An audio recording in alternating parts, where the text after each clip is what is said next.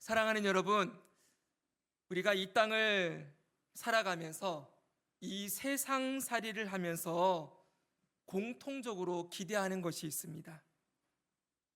아무런 걱정, 근심이 없는 삶, 아무런 장애물 없이 평탄한 삶, 꼭 부자는 아니어도 평탄하게 살아가는 안빈낙도의 삶을 기대합니다. 그러나 우리가 살아가는 이 세상은 우리가 기대하고 소망하는 대로 절대 흘러가지가 않지요. 우리의 세상살이 가운데는 예기치 않은 사건과 사고들이 찾아오고 예측 불가능한 상황들이 펼쳐지며 천재지변과 같은 일들도 만나게 되어집니다. 지난 금요일에 우리 허원 집사님이 갑상선 암 수술을 하셨습니다. 수술이 잘 되고 경과가 좋아서 오늘 퇴원을 하고 이제 회복하는 시간을 가지면 된다고 하는데 기도해 주신 여러분 감사합니다. 그런데 여러분, 우리 허 집사님이 이 암을 발견하게 된 과정이 참 놀랍습니다. 허 집사님 가정에 잘 아시는 대로 하나님께서 넷째 아이 새 생명 우리 허강희를 주셨는데, 이 허강희를 출산하고 나서 허 집사님이 이 휴가를 쓰게 되었던 거예요. 이 육아휴직이 한 달 정도 주어졌는데, 이 육아휴직 기간 동안 그동안 미뤄뒀던 건강검진을 해야 되겠다. 그리고 제가 알기로 6년 만에 건강검진을 했는데 이때 딱 이 갑상선암이 발견이 된 거지요. 자, 그래서 이 암을 수술하게 되는 과정, 또 회복하는 과정, 이게 아주 놀랍도록 하나님의 정확한 이 계획 가운데 이루어지게 되었다라는 것을 우리 허 집사님이 고백하시는데, 자세한 내용은 한번 들어보시기 바랍니다. 하나님께서 이 암을 발견하게 하시고 또 치료하는 모든 과정들도 정말 선하게 주관해 주셨어요. 어찌되었던 갑작스럽게 이 암이 발견되어지고 수술하는 일도 일어납니다. 얼마 전에 우리 안영준 집사님도 오른쪽 검지손가락 인대가 여기 끊어져서 지금 접합수술을 받고 회복하는 가운데 있지요. 아침에 아무 일 없이 출근해서 이제 그 싱크대에 있는 컵을 닦다가 이 컵이 그냥 갑자기 다 깨져버리는 거예요. 이 컵이 그냥 아무 이유 없이, 근데 금이 가 있었겠지요, 깨지면서 그냥 여기를 치고 지나가면서 여기 인대가 90% 이상 끊어져 버리는 그런 큰 사고를 당하게 되었습니다. 우리 이세용 집사님도 몇 달 전에 아침에 운동을 하고 출근하기 전에 운동을 하기 위해서 테니스를 치다가 치는 가운데 갑자기 악 하고 쓰러졌는데 보니까는 아킬레스건과 종아리 근육이 파열되어서 다행히 수술은 하지 않고 몇 달 동안 깁스를 하고 지금도 회복하는 가운데 있지요. 우리 노스님 권사님도 그냥 생활하다가 발을 부딪혔는데 대수롭지 않게 여기고 넘어갔더니 보니까 이 새끼발가락이 골절되어서 몇 달 동안 고생을 했습니다. 자, 이렇게 여러분, 우리 인생 가운데 갑작스러운 사건과 사고들이 정말 예기치 않게 우리 앞에 다가오지요. 저도 지난주에 아주 황당한 일을 하나 겪었습니다. 큰 일은 아니고요, 아주 작은 일이었는데 어느 날 이 제 차량 앞에 앞유리에 돌빵이 생겼어요. 돌빵 아십니까? 작은 돌이 날아와가지고 앞유리를 딱 쳐가지고 약간 기스가 났어요. 대수롭지 않게 여기고서는 그냥 뭐가 하나 생겼나 보다 그리고 그냥 지나가고 있었는데, 어느 날 지난주에 제가 차량 내부 청소를 하다가 모기가 한 마리 차 안으로 들어왔어요. 그래가지고 이 녀석이 앞유리에서 이렇게 막 왔다 갔다 하고 있는 거예요. 그러니까 이 녀석을 잡으려고 제가 앞유리를 막 때렸단 말입니다. 이렇게요. 정신없이 때려가지고 겨우 모기를 잡았는데 눈을 떠보니까 이 앞유리가 위에서부터 아래까지 쫙 금이 가 있는 거예요. 이게 돌빵 난 게 이게 쫙 금이 갔어요. 자, 이것을 고치기 위해서 제가 저기 유성의 오토홀드라고 중고차 시장 옆에 가면 고치는 곳들이 많거든요. 수소문을 했더니 이 돌빵을 고치려면은 여러분 알아두시는 것도 상식이 좋습니다. 500원짜리 동전 크기만 떼울 수가 있대요. 이게 떼우는 방법이 있거든요. 근데 이거는 이미 위에서부터 아래로 찢어졌기 때문에 유리를 갈아야 된다. 그래서 수소문을 내서 앞유리를 20만 원에 갈고 썬팅 8만 원에서 28만 원이 그냥 나가버렸습니다. 네. 제가 이 차량이 이렇게 되고 나니까 참 이 속이 상해가지고 제가 한 19만 5천 킬로를 탔거든요. 이제 이거 팔아버릴까 그랬는데 팔려고 했더니 너무 값이 안 나오더라고요. 그래서 다시 애정을 가지고 고쳐서 이 차가 폐차될 때까지 타야 되겠다, 이런 마음으로 다시 마음을 다잡았습니다.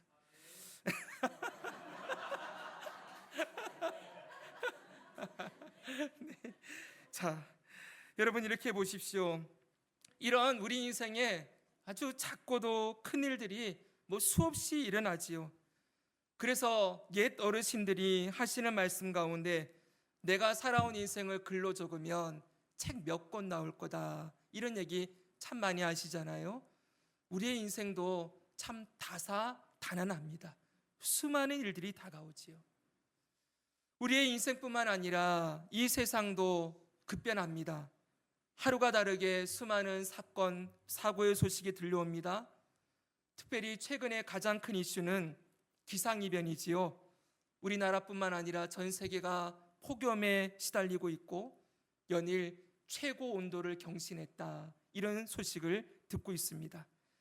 그저께 뉴스를 봤더니 미국 서부의 워싱턴주, 이 전체 거기에 대형 산불이 났는데 이 하늘에 그 산불의 연기가 떠오르는데 마치 핵폭탄이 터진 것처럼 온 도시를 그 연기가 뒤덮고 사람들이 피난을 가는 장면을 볼 수 있었습니다. 지금 이 기상고온으로 유럽과 전 세계에 산불이 일어나고 곳곳에 지진이 일어나고 또 전쟁도 일어나고 전 세계적인 경제난, 식량난, 에너지난이 다가올 것이라는 경고가 계속 울리고 있습니다.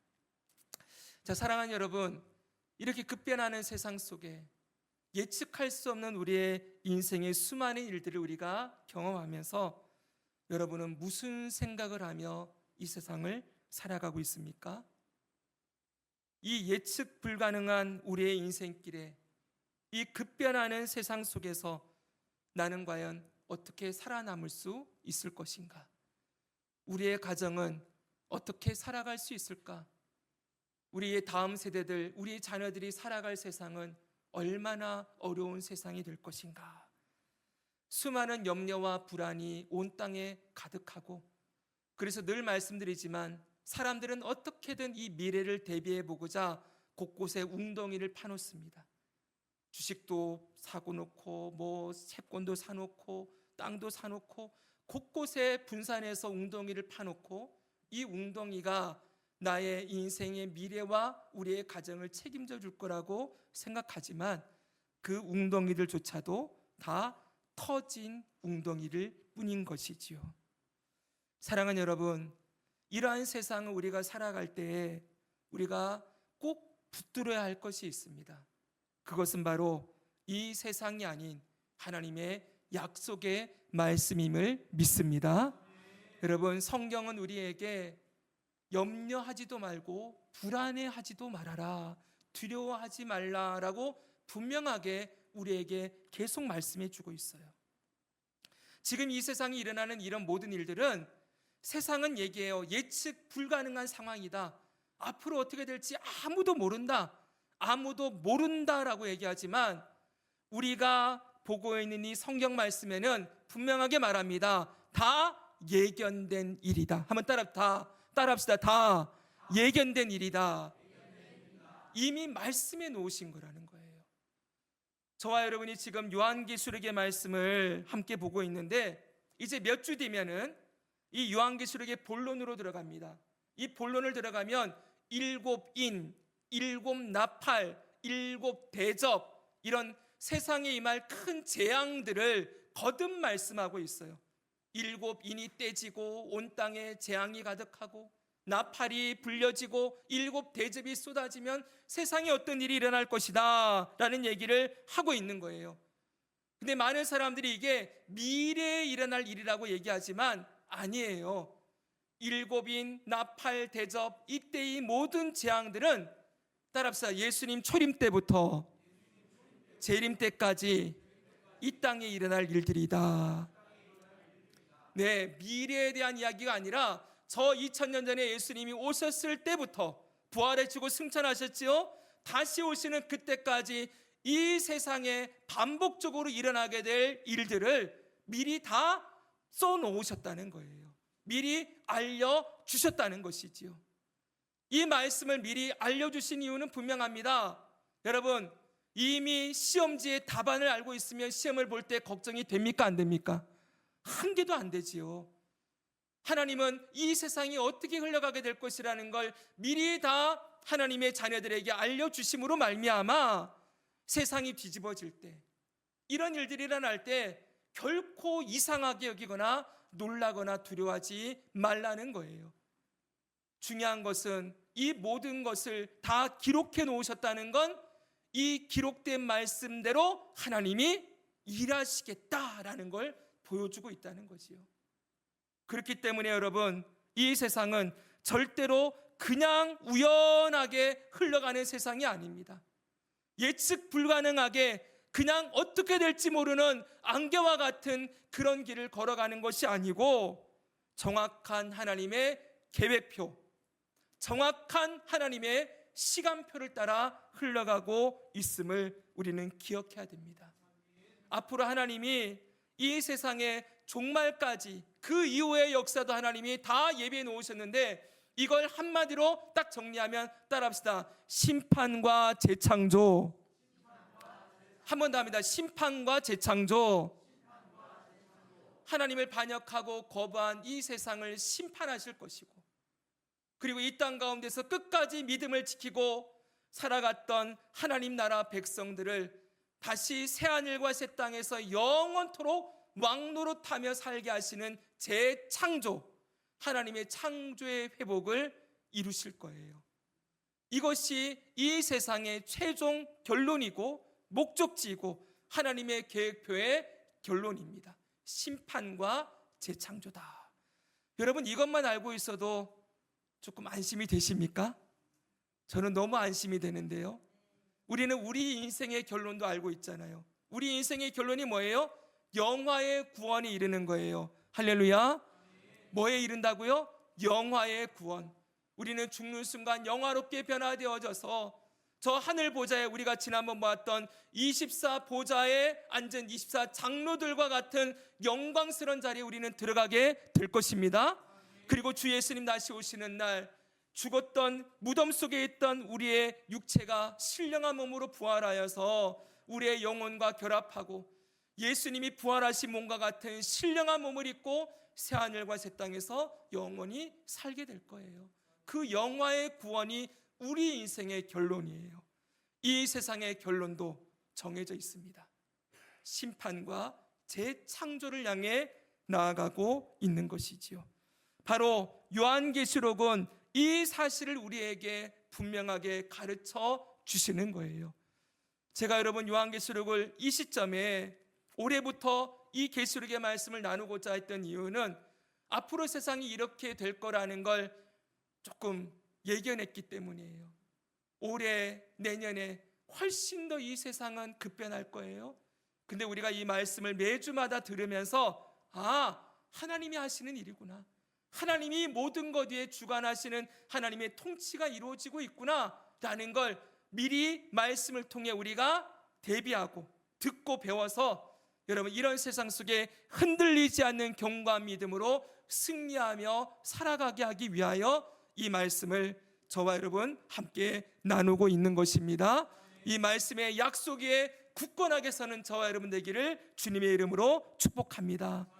여러분, 그래서 오늘 본문 1절은 우리에게 분명하게 이렇게 말씀해 주고 있어요. 같이 한번 읽습니다. 이 일 위해 시작.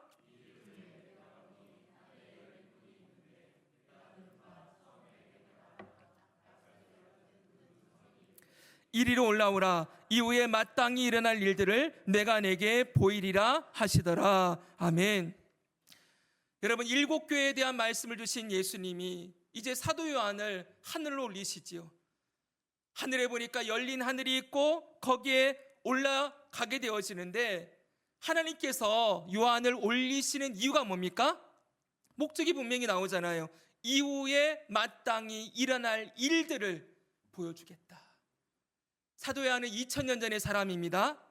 2000년 전에 이후에 일어날 일들, 그러면 지금 저와 여러분이 살아가는 이 시대가 포함이 됩니까? 안 됩니까? 포함되죠, 여러분? 네, 바로 이 땅에 일어날 사도 요한 이후로부터, 예수님 승천 이후로부터 이 땅에 일어날 일들을 보여주기 위해서 사도 요한을 올리시는 거예요. 여러분, 이제 사도 요한이 그 위에 올라가서 뭘 봅니까? 하늘 보좌가 있고 거기에 앉으신 이를 봅니다. 그분이 어떤 모습입니까? 우리 2절과 4절을 같이 한번 읽겠습니다. 내가 시작. 내가 곧 성령에 감동되었더니 보라, 하늘의 보좌를 베풀었고 그 보좌 위에 앉으신 이가 있는데 앉으신 이의 모양이 벽옥과 홍보석 같고 또 무지개가 있어 보좌에 둘렸는데 녹보석 같더라. 또 보좌에 둘려 24보좌들이 있고 그 보좌들 위에 24장로들이 흰옷을 입고 머리에 금관을 쓰고 앉았더라. 아멘. 하늘 보좌에 앉으신 하나님을 보는데 인간의 눈으로는 그분을 직접 볼 수 없어요. 그 영광스러운 하나님의 영광의 광채, 그분의 영광으로부터 나오는 빛들만을 볼 수가 있는데 그 빛이 벽옥 같고 홍보석 같고 녹보석 같다 그랬어요. 벽옥은 뭡니까? 하나님의 정의로우심, 홍보석은 하나님의 사랑과 긍휼하심, 녹보석은 하나님의 평화로우심, 이런 하나님의 성품들이 뿜어져 나오는 것을 사도 요한이 보고 있는 것입니다. 그리고 이 뒤에 6절에도 보면은 거기서 번개와 우레소리가 나고 하나님의 음성이 온 땅에 울려 퍼지고 있다고 했어요. 계속 그냥 그 말씀 보여주십시오. 그리고 그 보좌에 둘려서 뭐가 있습니까? 24보좌가 있고 거기에 24장로들이 앉아 있습니다. 이들이 누구라고 했습니까? 바로 구약의 12지파로 대표되는 하나님 나라 백성들, 신약의 12사도 제자로 대표되는 신약의 모든 하나님 나라 백성들, 구약과 신약의 모든 구원받은 하나님의 백성들이 이 보좌에 앉아서 머리에는 뭘 쓰고 있어요? 금관을 쓰고 있어요. 옷은 어떤 옷이에요? 흰 옷을 입고 있어요. 예수님의 십자가 보혈로 깨끗하게 된 흰 옷과 영광의 면류관을 쓰고 보좌, 하나님이 앉아있는 그 보좌에 자신들도 앉아서 왕노릇하고 있는 장면을 보여주고 있는 것입니다. 사랑하는 여러분, 절 보십시오. 당시에 이 사도 요한과 이 초대교회 성도들은 지난번에 이렇게 표현했어요. 벌레와 같은 취급을 받고 있었다. 당시 로마 치하에서 기독교인들은 벌레였어요. 그냥 손가락으로 한번 찍 해서 죽일 수 있는, 언제든지 벌레와 같은 취급을 당하며 세상에 온갖 조롱과 멸시와 핍박을 다 받고 있는 자들이었지만, 지금 하나님께서는 그들이 그렇게 죽임을 당했더라도, 여러분, 그들이 짐승과 사자의 밥이 되어서 죽었다 할지라도, 장작더미가 쌓여있는 그 분리에 불쏘시개가 되어서 죽임을 당했다 할지라도, 그 죽음 이후에 그들이 어떤 영광 가운데 있는지를 보여주고 싶어 하는 거예요. 여러분, 이 땅에서는 환난을 당하나, 이 땅에서는 고난을 당하나, 하나님 나라에서 저 하나님이 앉아있는 왕의 보좌, 스론, 그 보좌 위에 24장로들처럼 우리도 함께 앉아서 영원히 왕노릇하는 그 영광을 누리고 있다라는 걸 보여주시고 있는 거예요. 뭘 말씀합니까? 이 세상이 전부가 아니라는 것이지요. 이 땅이 전부가 아니라 영원한 주님의 나라가 있고 하늘 보좌가 있고 거기에 함께 왕노릇하는 영광스러운 삶이 모든 성도의 삶이라는 것을 보여주고 싶어서 이것을 말씀하시고 보여주는 거예요. 사랑하는 여러분, 우리 다시 한번 고린도후서 4장 18절의 말씀을 같이 한번 읽겠습니다. 함께 읽습니다. 시작. 우리가 주목하는 것은 보이는 것이 아니요 보이지 않는 것이니 보이는 것은 잠깐이요 보이지 않는 것은 영원함이라. 아멘. 할렐루야. 우리는 보이는 것만 보고 살아가는 자가 아니에요. 보이지 않는 영원한 하나님의 나라를 보며 살아가는 자들입니다. 하나님이 온 하늘 위에 하늘에 앉아서, 하늘 보좌에 앉아서 모든 걸 주관하고 있고 모든 믿는 자들의 삶을 끝까지 보호하시고 승리케 하신다. 이것이 오늘 요한계시록을 통하여 우리가 배우게 되는 것이지요. 이제 여러분 본문의 내용을 조금만 더 살펴보겠습니다. 오늘 본문 6절을 한번 볼까요? 6절 한번 읽겠습니다. 시작. 보좌 앞에 수정과 같은 유리바다가 있고 보좌 가운데와 보좌 주위에 네 생물이 있는데 앞뒤에 눈들이 가득하더라. 아멘. 자, 사도 요한이 또 하늘 보좌에 둘러서 보게 된 게 있어요. 하늘 위에 하늘에서 보게 된 것이 무엇입니까? 보좌 앞에 뭐가 있습니까? 수정과 같은 유리바다가 있대요. 또 뭐가 있습니까? 여러분 입으로 말씀해 보세요. 뭐가 있지요? 네 생물이 보좌 주위에 있대요. 여러분 이 두 가지가 또 하나님이 보여주시는 장면이에요. 여러분 보좌 앞에 있는 먼저 이 유리바다, 이건 뭘까요? 하나님의 보좌 앞에 유리바다가 있다. 이 유리바다에 대한 해석은 학자들이 크게 두 가지로 나눠집니다. 첫째는 요한계시록과 선지서에는 이 바다를 세상으로 설명을 해요. 이 세상으로. 하나님의 보좌 앞에 유리바다가 있다는 건 이 세상이 펼쳐져 있고 하나님이 그 모든 것을 보시고 주관하시고 통치하신다라는 것을 말하고 있는 것이다. 이렇게 해석하는 거예요. 괜찮죠, 여러분? 근데 또 하나가 있어요. 또 하나는 조금 다른 의미예요. 여러분, 구약시대에 성막이 있고 성전이 있지 않습니까? 알고 계시죠? 근데 성전 앞마당에, 성막 앞마당에 뭐가 있습니까? 물건이 크게 두 개 있죠. 하나는 뭐예요? 제일 중요한 것? 번제단이 있죠. 그리고 또 하나가 있습니다. 번제단이 있고 이 송수가 있으면 그 가운데에 뭐가 있습니까? 물두멍이라고 있어요. 따라합시다. 물두멍. 물두멍은 뭐냐면은 물이 담겨 있는 대야예요. 여기에는 제사장들이 이 성전으로 나아가기 전에 제물의 피를 제단에 뿌리고 손과 옷을 몸을 씻고 또 다시 성소로 들어가는 그런 용도로, 몸과 손을 씻는 용도로 대야가 있는 거예요. 근데 여러분 이 대야가 솔로몬 성전에 가보면요, 여기에는 놋대야라고 되고 놋바다라고 하거든요. 따라합시다. 놋바다. 네, 솔로몬 성전에는 이 대야가 얼마나 컸던지 높이가 2.4m. 그럼 우리 천장 조금 못 되는 높이입니다. 직경 4.5m. 엄청나지요? 밑에 소가 3마리씩 좌우 동서남북으로 12마리가 이걸 받치고 있어요. 그 안에 물이 들어가는데 10만 리터래요. 10만 리터면 1.5리터 우리 페트병으로 6만 개를 부어야 된대요. 여러분 엄청나게 거대한 이 물두멍이 있는데 그것을 그래서 놋바다라고 부르는 거예요. 자, 학자들은 성전 앞에, 하나님의 보좌 앞에 바로 이 놋바다가 있다. 무엇을 의미합니까? 하나님 보좌 앞에 나아가기 위해서는 반드시 죄 씻음과 성결함이 필요하다는 것을 보여주는 것이다. 이렇게 해석하기도 하는 것이죠. 사랑하는 여러분, 하나님의 보좌 앞에 아무나 나아갈 수가 없어요.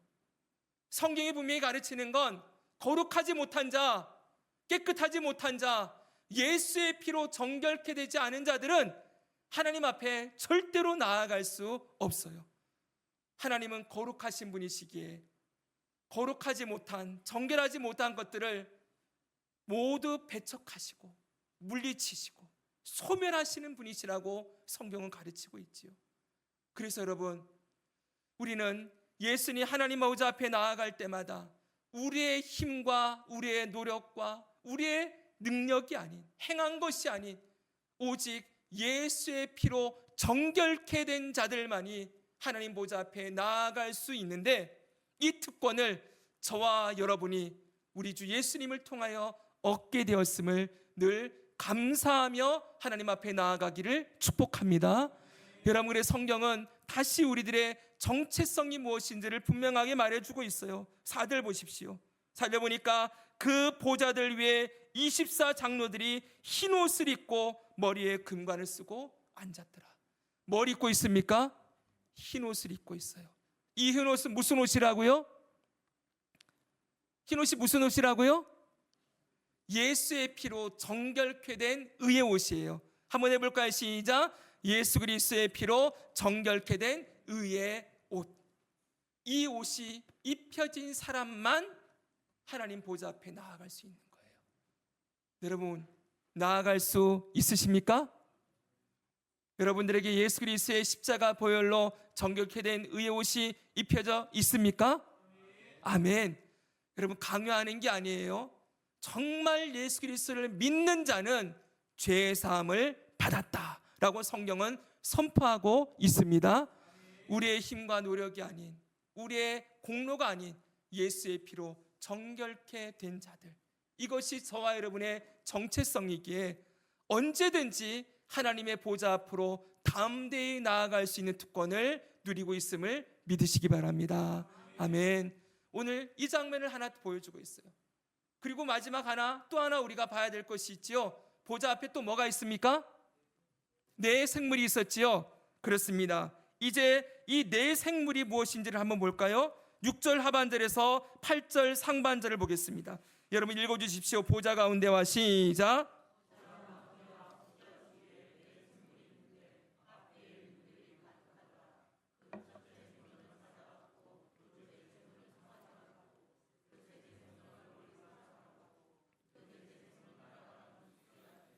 네 생물은 각기 6날개를 가졌고 그 안과 주위에는 눈들이 가득하더라. 아멘.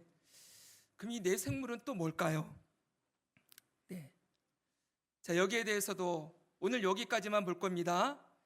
학자들이 여러 가지 이야기가 있는데 크게 요즘은 이 네 생물을 이 세상 모든 피조물들의 대표자로 보는 것입니다.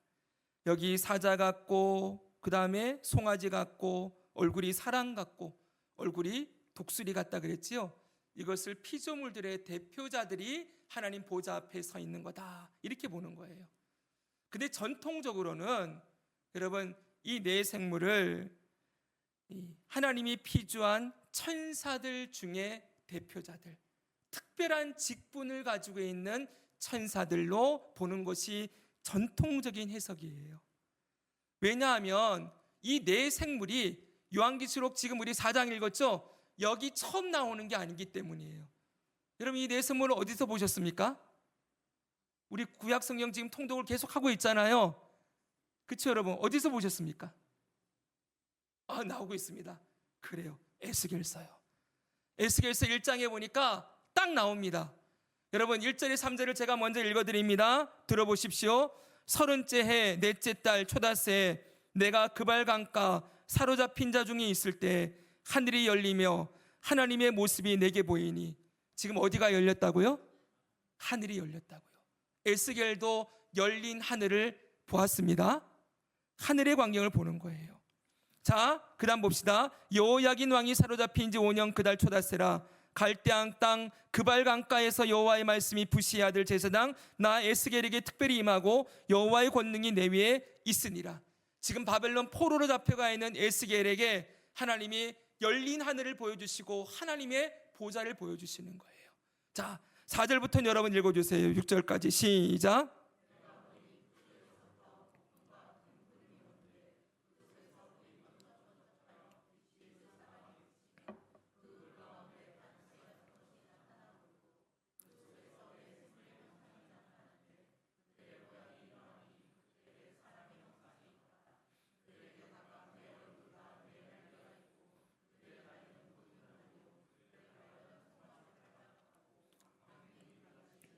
팔절부터 같이 읽습니다. 시작. 그 사방 날개 밑에는 각각 사람의 손이 있더라. 그 네 생물의 얼굴과 날개가 이러하니 날개는 다 서로 연하여 있으며 갈대에는 돌이키지 아니하고 일제히 앞으로 곧게 행하며 그 얼굴들의 모양은 넷의 앞은 사람의 얼굴이요 넷의 오른쪽은 사자의 얼굴이요 넷의 왼쪽은 소의 얼굴이요 넷의 뒤는 독수리의 얼굴이니. 아멘. 자, 에스겔도 열린 하늘을 봅니다. 그리고 그 열린 하늘에 단새와 같은 어떤 사람의 형체를 봤다 그랬어요. 여러분, 단새 같다는 게 뭘까요? 예, 달궈져 있는 이 새를 이렇게 보고 있으면 거기로부터 빨갛게 그냥 빛만 보이지 않습니까? 형체가 제대로 안 보이고요. 바로 하나님의 영광을 보는 거예요. 그 영광을 보는데 그 영광에 대해서 26절부터 28절은 이렇게 얘기하고 있어요. 여러분, 여기 중요합니다. 요한계시록의 말씀과 똑같은 말씀이에요. 그 머리 위에 있는 궁창 위에 보좌의 형상이 있는데 뭐가 있어요? 보좌가 있어요. 그 모양이 남보석 같고 그 보좌의 형상 위에 한 형상이 있어 사람의 모양 같더라. 내가 보니 그 허리 위의 모양은 단새 같아서 그 속에 주위가 불 같고, 내가 보니 그 허리 아래의 모양도 불 같아서 사방에서 광채가 나며, 그 사방 광채의 모양은 비 오는 날 구름에 있는 뭐 같다고요? 무지개 같으니 이는 여호와의 영광의 형상의 모양이라. 여러분, 에스겔도 사도 요한과 같이 보좌에 앉으신 하나님의 영광을 본 거예요. 근데 그 영광의 보좌에 여러분 둘러서 뭐가 있습니까? 여기도 네 생물이 나오죠, 여러분. 이 네 생물을 에스겔서는 그룹이라고 표현하고 있어요. 따라서 그룹. 네, 그룹은 천사들 가운데 아주 특별한 일을 감당하는 천사들을 그룹이라고 얘기를 해요. 그렇기 때문에 여러분, 여기 나와 있는 이 네 생물도 오른쪽 왼쪽 얼굴의 모양이 뭐 같다고요? 사자, 송아지, 그리고 사람, 독수리 같다 그랬어요. 오늘 본문에 나오는 말씀과 똑같이 여러분, 단지 여기는 날개가 4개인데 요한계시록에는 날개가 6개 있는 곳으로 등장을 하고 있는 것이지요. 분명한 것은 여러분, 놀라운 것은 에스겔도 열린 하늘을 통하여 하나님의 영광을 보았고, 오늘 우리가 보고 있는 사도 요한도 하늘이 열리고 영광의 보좌를 보았습니다. 성경은 정확무오한 하나님의 말씀임을 믿습니다. 네, 분명히 본 것을 기록하고 있는 것이죠. 여러분, 그럼 다시 본문으로 돌아옵시다. 보여주세요. 여기 이렇게 하나님의 보좌 앞에 이 네 생물, 이 천사들이 있는데 이들의 역할이 뭡니까? 그러면 이들이 뭐하는 존재들일까요? 보니까 앞뒤에 눈들이 가득하다 그랬죠? 이거 우리가 그냥 그림으로 묘사를 한다면 굉장히 기괴한, 막 앞뒤로 눈동이들이 막 이러고 있는 그런 모습을 생각하게 될 텐데, 이거는 상징입니다. 여러분, 눈들이 가득하다는 건 다 보고 있다는 거예요. 어느 것 하나도 놓치지 않고 모든 것을 다 보는 것, 이거 우리는 감찰한다 이렇게 표현하죠. 우리가 하나님의 성품을 이야기할 때 감찰하시는 하나님 이렇게 얘기를 해요. 회사에도 여러분 감찰부가 있지 않습니까? 감찰부는 모든 걸 다 들여다보는 사람들이죠. 하나님께서 이 네 천사들을 통하여서 모든 것을, 이 땅이라는 모든 것을 보고 있다는 거예요. 만약 여러분, 우리가 앞에서 봤던 유리바다가 이 세상을 표현하는 것이라고 한다면, 보좌 위에 둘러선 이 네 생물, 이 하나님의 천사들이 이 세상의 모든 것을 하나도 놓치지 않고 다 보도록 하나님이 그들을 사용하고 계신다는 것이죠. 이들의 날개가 몇 개라고요? 6개가 있대요. 이거는 무슨 일이 생겼을 때 하나님이 명령만 하시면 신속하게 날아가서 하나님이 시키신 명령들을 수행하고 할 수 있는 능력이 있다는 것을 6개의 날개로 표현하고 있는 것입니다. 여러분, 그리고 또 뭐라고 합니까? 얼굴이 4가지가 있다고 했지요. 사자, 송아지, 사람, 독수리 같다고 했지요. 이것은 사자의 용맹함, 따라합시다. 사자의 용맹함, 송아지 같은 충성스러움, 사람 같은 지혜로움, 독수리 같은 신속함, 네, 이런 특성들을 나타내고 있는 거예요. 하나님이 부리시는 이 특별한 지위를 가진 천사들이 언제든지 하나님이 명령하실 때 사자와 같은 용맹함으로, 송아지같이 우직한 충성스러움으로, 사람의 지혜로움으로, 그리고 독수리 같은 신속함으로 그 명령을 수행하고 있음을 이렇게 표현하고 있는 것이지요. 사랑하는 여러분, 이 네 생물이 뭐라고 했습니까? 특별한 지위를 가진 천사들이라고 했지요. 그렇죠, 여러분? 네, 하늘에 있는, 잘 보세요, 수많은 천군 천사가 있지만 그 중에 특별히 이 네 천사를 하나님이 딱 보여주시는 이유는 무엇입니까? 바로 이들을 통하여서 하나님이 일하신다라는 걸 보여주고 있는 거예요. 근데 이들이 하는 일이 뭘까요? 분명히 성경에 적어놨습니다. 천사들이 무슨 일을 하기 위해 하나님이 만드셨는가 했더니 히브리서 1장 14절을 읽겠습니다. 시작. 모든 천사들은 섬기는 영으로서 구원받을 상속자들을 위하여 섬기라고 보내심이 아니냐. 아멘. 사랑하는 여러분, 하나님께서 하나님의 자녀들, 구원받은 하나님의 상속자들, 하나님 나라를 기업으로 받을 상속자들을 섬기라고 누굴 두셨다고요? 천사들을 두셨다고요. 그 분명한 건 여러분, 천사들은 우리보다 뛰어난 존재들이에요.